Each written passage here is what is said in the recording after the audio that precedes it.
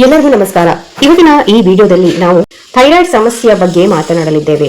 Thyroid ಸಮಸ್ಯೆ ಎಂದರೇನು, thyroid ಸಮಸ್ಯೆಯ ಲಕ್ಷಣಗಳು ಮತ್ತು ಅದಕ್ಕೆ ಚಿಕಿತ್ಸೆಗಳು ಯಾವ ರೀತಿ ನಾವು ಮಾಡಿಕೊಳ್ಬಹುದು, ಈ ಥೈರಾಯ್ಡ್ ಸಮಸ್ಯೆ ಹೆಚ್ಚಾದಾಗ ನಮ್ಮಲ್ಲಿ ಯಾವ ಕಾಯಿಲೆಗಳು ಉಂಟಾಗಬಹುದು, ಈ ಥೈರಾಯ್ಡ್ ಸಮಸ್ಯೆಗಳನ್ನ ನಿರ್ಲಕ್ಷಿಸುವುದರಿಂದ ನಾವು ಯಾವ ಯಾವ ಸಮಸ್ಯೆಗಳನ್ನ ಅನುಭವಿಸಬಹುದು ಅನ್ನೋದರ ಬಗ್ಗೆ ನಾವು ಈ ಒಂದು ವಿಡಿಯೋದಲ್ಲಿ ಸಂಪೂರ್ಣವಾದ ಮಾಹಿತಿಯನ್ನ ಕೊಡ್ತಾ ಇದ್ದೇವೆ. ಇಂದಿನ ದಿನಗಳಲ್ಲಿ ಥೈರಾಯ್ಡ್ ಸಮಸ್ಯೆ ಬಹಳ ಸಾಮಾನ್ಯವಾಗಿದೆ. ಹೆಚ್ಚಾಗಿ ಮಹಿಳೆಯರಲ್ಲಿ ಈ ಸಮಸ್ಯೆ ಕಂಡುಬರುತ್ತದೆ. ಥೈರಾಯ್ಡ್ ಸಮಸ್ಯೆ ಇದ್ದರೆ ಕೆಲವರು ದಪ್ಪವಾಗುತ್ತಾರೆ, ಇನ್ನು ಕೆಲವರು ಸಣ್ಣ ಆಗುತ್ತಾ ಹೋಗುತ್ತಾರೆ. ಈಗಾಗಲೇ ಹಲವಾರು ಸಮಸ್ಯೆಗಳಿಗೆ ಕಾರಣವಾಗಿರುವ ಇಂದಿನ ಜೀವನ ಶೈಲಿ ಮತ್ತು ಆಹಾರ ಕ್ರಮದ ಬದಲಾವಣೆಗಳೇ ಈ ಸಮಸ್ಯೆಯ ಮೂಲವಾಗಿದೆ. ಇದಲ್ಲದೆ ಸಾಮಾನ್ಯವಾಗಿ ಮಾನಸಿಕ ಒತ್ತಡ, ವ್ಯಾಯಾಮ ಅಥವಾ ಯಾವುದೇ ಬಗೆಯ ದೈಹಿಕ ಚಟುವಟಿಕೆಗಳು ಇಲ್ಲದಿರುವುದು, ಅಯೋಡಿನ್ ಅಂಶದ ಕೊರತೆ ಹಾಗೂ ನಿಯಮಿತವಾಗಿ ದೇಹದ ಬೆಳವಣಿಗೆಗೆ ಮತ್ತು ಪೋಷಣೆಗೆ ಬೇಕಾದ ಪೌಷ್ಟಿಕ ಆಹಾರ ಸೇವಿಸದೇ ಇರುವುದು ಕೂಡ ಥೈರಾಯ್ಡ್ ಸಮಸ್ಯೆಗೆ ಕಾರಣವಾಗುತ್ತದೆ. ಹಾಗಾದರೆ ಈ ಥೈರಾಯ್ಡ್ ಎಂದರೆ ಏನು ಅನ್ನೋದನ್ನ ನೋಡೋಣ. ಥೈರಾಯ್ಡ್ ನಮ್ಮ ಕುತ್ತಿಗೆಯ ಮುಂಭಾಗದಲ್ಲಿ ಇರುವ ಚಿಟ್ಟೆಯಾಕಾರದ ಒಂದು ಗ್ರಂಥಿ. ಶರೀರದ ಅನೇಕ ಕಾರ್ಯ ಚಟುವಟಿಕೆಗಳಿಗೆ ಅವಶ್ಯಕವಾದ ಥೈರಾಕ್ಸಿನ್ ಎಂಬ ಹಾರ್ಮೋನ್ ಅನ್ನು ಉತ್ಪಾದಿಸುವುದೇ ಈ ಗ್ರಂಥಿಯ ಮುಖ್ಯ ಕಾರ್ಯ. ಮೂಲತಃ ಥೈರಾಕ್ಸಿನ್ ಅಯೋಡಿನ್ ನಿಂದ ಕೂಡಿದ ಅಮೈನೋ ಆಮ್ಲ. ಇದು ದೇಹದಲ್ಲಿ ನಡೆಯುವ ಚಯಾಪಚಯ ಕ್ರಿಯೆಯ ವೇಗವನ್ನ ಹೆಚ್ಚಿಸುತ್ತದೆ ಮತ್ತು ಆಹಾರ ಉತ್ಕರ್ಷಣದ ಪ್ರಮಾಣವನ್ನ ನಿಯಂತ್ರಿಸುತ್ತದೆ. ಹಾಗಾದರೆ ಈ ಥೈರಾಯ್ಡ್ ಸಮಸ್ಯೆಯ ಲಕ್ಷಣಗಳು ಏನು ಅಂತ ನೋಡೋದಾದ್ರೆ, ಒಮ್ಮೆ ನಮಗೆ ಈ ಥೈರಾಯ್ಡ್ ಸಮಸ್ಯೆಗಳು ಉಂಟಾದಾಗ ಈ ರೀತಿಯಾದ ಲಕ್ಷಣಗಳನ್ನ ನಾವು ಕಾಣಬಹುದಾಗಿದೆ.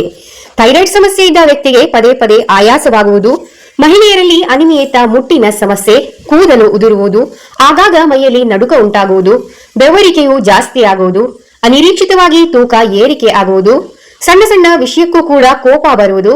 ಥೈರಾಯ್ಡ್ ಸಮಸ್ಯೆ ಉಂಟಾದಾಗ ನಮ್ಮ ದೇಹದಲ್ಲಿ ಇಂತಹ ಲಕ್ಷಣಗಳು ಕಾಣಿಸಿಕೊಳ್ಳುತ್ತವೆ.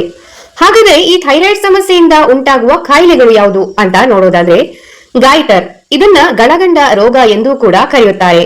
ಥೈರಾಯ್ಡ್ ಗ್ರಂಥಿಯು ದೊಡ್ಡದಾಗಿ ಬೆಳೆದು ಊದಿಕೊಳ್ಳುವ ಈ ಸ್ಥಿತಿಯನ್ನ ಗಳಗಂಡ ಅಥವಾ ಗಾಯ್ಟರ್ ಅಂತ ಕೂಡ ಕರೆಯಲಾಗುತ್ತೆ. ಹಾಗೆ ಹೈಪೋಥೈರಾಯ್ಡಿಸಂ, ಥೈರಾಯ್ಡ್ ಗ್ರಂಥಿಯು ಅಗತ್ಯಕ್ಕಿಂತ ಕಡಿಮೆ ಹಾರ್ಮೋನು ಉತ್ಪಾದನೆ ಮಾಡಿದಾಗ ಕಂಡುಬರುವ ಸಮಸ್ಯೆ ಈ ಹೈಪೋಥೈರಾಯ್ಡಿಸಂ.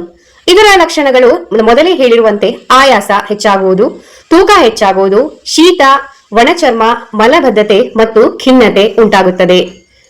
ಹಾಗೆ ಇದರಲ್ಲಿ ಇನ್ನೊಂದು ಹೈಪರ್ ಥೈರಾಯ್ಡಿಸಂ. ಥೈರಾಯ್ಡ್ ಗ್ರಂಥಿ ಅಗತ್ಯಕ್ಕಿಂತ ಹೆಚ್ಚು ಹಾರ್ಮೋನ್ ಉತ್ಪಾದನೆ ಮಾಡಿದರೆ ಕಂಡುಬರುವುದು ಈ ಹೈಪರ್ ಥೈರಾಯ್ಡಿಸಂ ಸಮಸ್ಯೆ.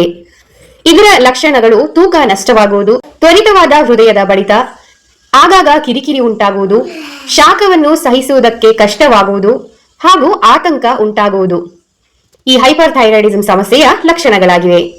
ಇದರಲ್ಲಿ ಇನ್ನೂ ವಿಧಗಳಿವೆ. ಥೈರಾಯ್ಡೈಟಿಸ್, ಥೈರಾಯ್ಡ್ ಗ್ರಂಥಿಯಲ್ಲಿ ಊತ ಉಂಟಾಗಿ ಥೈರಾಕ್ಸಿನ್ ಹಾರ್ಮೋನಿನ ಸಂಗ್ರಹವು ರಕ್ತಕ್ಕೆ ಸೋರಿಕೆಯಾಗುವ ಸಾಧ್ಯತೆಗಳಿವೆ. ಈ ರೀತಿ ಆದಾಗ ರಕ್ತದಲ್ಲಿ ಹಾರ್ಮೋನು ಮಟ್ಟ ಹೆಚ್ಚಾಗಬಹುದು. ಇದಕ್ಕೆ ಥೈರಾಯ್ಡೈಟಿಸ್ ಎಂದು ಹೇಳಲಾಗುತ್ತದೆ. ಇನ್ನು ಥೈರಾಯ್ಡ್ ಗ್ರಂಥಿಯ ಗಡ್ಡೆಗಳು ಉಂಟಾಗುವುದು. ಕೆಲವೊಮ್ಮೆ ಸಾಮಾನ್ಯ ಗಡ್ಡೆಗಳು ಆಗಿರುತ್ತವೆ, ಇನ್ನು ಕೆಲವೊಮ್ಮೆ ಇದರಿಂದ ಕ್ಯಾನ್ಸರ್ ಕೂಡ ಆಗುವ ಸಾಧ್ಯತೆಗಳು ಇರುತ್ತದೆ. ಹಾಗಿದ್ದರೆ ಈ ಥೈರಾಯ್ಡ್ ಅನ್ನ ನಾವು ನಮ್ಮ ಜೀವನ ಶೈಲಿಯಲ್ಲಿ ಅಥವಾ ಆಹಾರ ಕ್ರಮಗಳನ್ನ ಬದಲಾಯಿಸಿಕೊಳ್ಳುವುದರ ಮೂಲಕ ಯಾವ ರೀತಿಯಾಗಿ ನಾವು ಈ ಥೈರಾಯ್ಡ್ ಸಮಸ್ಯೆಯಿಂದ ದೂರ ಉಳಿಬಹುದು ಅಂತ ನೋಡ್ತಾ ಹೋಗೋಣ. ನಮ್ಮಲ್ಲಿ ಯಾವುದೇ ಆರೋಗ್ಯ ಸಮಸ್ಯೆ ಇದ್ದರೂ ಜೀವನ ಶೈಲಿಯನ್ನ ಬದಲಾಯಿಸಿಕೊಳ್ಳುವುದು ಬಹಳ ಮುಖ್ಯವಾಗಿದೆ. ದಿನವೂ ಬಿರುಸಾದ ನಡಿಗೆ ಅಥವಾ ವ್ಯಾಯಾಮದಂತಹ ದೈಹಿಕ ಚಟುವಟಿಕೆಗಳನ್ನ ತೊಡಗಿಸಿಕೊಳ್ಳುವುದು ಮತ್ತು ಸಮತೋಲನ ಆಹಾರ ಸೇವನೆ ಈ ಎಲ್ಲಾ ಸಮಸ್ಯೆಗಳಿಗೂ ಬಹು ಮುಖ್ಯವಾಗುತ್ತದೆ. ಒಟ್ಟಾರೆಯಾಗಿ ಆರೋಗ್ಯಕ್ಕೆ ವಿಟಮಿನ್ ಡಿ ಅತ್ಯಗತ್ಯ ಮತ್ತು ಇದು ಥೈರಾಯ್ಡ್ ಗ್ರಂಥಿಯ ಕಾರ್ಯದಲ್ಲಿ ಮುಖ್ಯವಾದ ಪಾತ್ರವನ್ನ ವಹಿಸುತ್ತದೆ. ಇದಕ್ಕಾಗಿ ನಾವು ಕೊಬ್ಬು ಇರುವ ಮೀನು, ಡೈರಿ ಉತ್ಪನ್ನಗಳು ಮತ್ತು ಹೆಚ್ಚಾಗಿ ಸೂರ್ಯನ ಬೆಳಕಿನ ವಿಟಮಿನ್ ಡಿ ಯನ್ನ ನಾವು ಹೆಚ್ಚಾಗಿ ತೆಗೆದುಕೊಳ್ಳಬೇಕಾಗುತ್ತದೆ. ಇನ್ನು ಕಂದು ಅಕ್ಕಿ ಮತ್ತು ಗೋಧಿಯಂತಹ ಸಂಪೂರ್ಣ ಧಾನ್ಯಗಳು ಜೀರ್ಣಕಾರಿಯಾಗುವಂತಹ ಧಾನ್ಯಗಳನ್ನ, ಜೊತೆಗೆ ಆರೋಗ್ಯಕ್ಕೆ ಮುಖ್ಯವಾದ ಫೈಬರ್ ಸೇರಿದಂತೆ ಪೋಷಕಾಂಶಗಳ ಉತ್ತಮ ಮೂಲಗಳನ್ನ ಒದಗಿಸುವಂತಹ ಆಹಾರಗಳನ್ನ ನಾವು ಸಾಧ್ಯವಾದಷ್ಟು ಸೇವಿಸಬೇಕಾಗುತ್ತದೆ. ಜೊತೆಗೆ ಜಂಕ್ ಫುಡ್ ಪದಾರ್ಥಗಳು ಮತ್ತು ಹೆಚ್ಚಿನ ಸಕ್ಕರೆಯನ್ನ ಸೇವಿಸುವುದಾಗಿರ್ಬೋದು, ಸಕ್ಕರೆಯುಕ್ತ ಪಾನೀಯಗಳನ್ನ ಸೇವಿಸುವುದನ್ನ ನಾವು ತಪ್ಪಿಸುವುದರಿಂದನೂ ನಾವು ಈ ಥೈರಾಯ್ಡ್ ಸಮಸ್ಯೆಯಿಂದ ಮುಕ್ತಿ ಹೊಂದಬಹುದಾಗಿದೆ. ಜೊತೆಯಾಗಿ ಪ್ರತಿದಿನ ಸೇಬು, ದಾಳಿಂಬೆ, ಸೀಬೆಹಣ್ಣು, ಬಾಳೆಹಣ್ಣು, ಕಿತ್ತಳೆ ಹೀಗೆ ವಿವಿಧ ಹಣ್ಣುಗಳು ಮತ್ತು ತರಕಾರಿಗಳನ್ನ ನಾವು ದಿನನಿತ್ಯ ಸೇವಿಸಬೇಕು. ಹಾಲು ಮತ್ತು ಹಾಲಿನ ಉತ್ಪನ್ನಗಳು ಅಂದರೆ ಮಜ್ಜಿಗೆ, ಮೊಸರು ಮತ್ತು ತುಪ್ಪಗಳನ್ನ ನಿಯಮಿತವಾಗಿ ಹಿತಮಿತವಾಗಿ ನಮ್ಮ ಆಹಾರ ಕ್ರಮದಲ್ಲಿ ಸೇರಿಸಿಕೊಳ್ಳಬೇಕು. ಹಾಗೆ ಅಗಸೆ ಬೀಜ, ಸೂರ್ಯಕಾಂತಿ ಬೀಜ, ಒಣ ಹಣ್ಣುಗಳು, ಕಾಲಕಾಲಕ್ಕೆ ಸಿಗುವ ತಾಜಾ ಹಸಿರು ಸೊಪ್ಪುಗಳು, ಧಾನ್ಯಗಳು, ಕಾಳುಗಳು, ಸಾರ್ಡಿನ್, ಸಾಲ್ಮಾನ್ ಮೀನು, ಮೊಟ್ಟೆ ಮತ್ತು ಮಾಂಸಾಹಾರಿಗಳಾಗಿದ್ದರೆ ಕೋಳಿ ಮಾಂಸವನ್ನ ಕೂಡ ಸೇವಿಸಬಹುದು. ಈ ರೀತಿಯಾಗಿ ನಾವು ಆರೋಗ್ಯಕರ ಆಹಾರ ಪದ್ಧತಿಯನ್ನ ರೂಢಿಸಿಕೊಳ್ಳುವುದರಿಂದ ಥೈರಾಯ್ಡ್ ಮಾತ್ರವಲ್ಲದೆ ಇನ್ನೂ ಹೆಚ್ಚಿನ ಆರೋಗ್ಯ ಸಮಸ್ಯೆಗಳಿಂದ ನಾವು ದೂರ ಉಳಿಯಬಹುದು. ಹಾಗೆಯೇ ಅಯೋಡಿನ್ ಇರುವ ಉಪ್ಪನ್ನ ದಿನನಿತ್ಯ ಆಹಾರದಲ್ಲಿ ಬಳಸಬೇಕು. ಏಕೆಂದರೆ ಅಯೋಡಿನ್ ಥೈರಾಯ್ಡ್ ಗ್ರಂಥಿಗೆ ಅಗತ್ಯವಾದ ಮೂಲ ಖನಿಜವಾಗಿದೆ.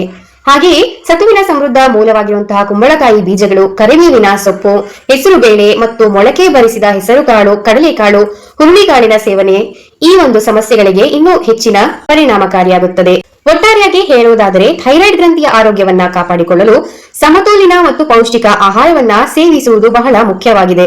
ಈ ಪೌಷ್ಟಿಕ ಆಹಾರ ಸೇವನೆಯ ಪ್ರಮಾಣ ವ್ಯಕ್ತಿಯಿಂದ ವ್ಯಕ್ತಿಗೂ ಕೂಡ ಬದಲಾಗಬಹುದು.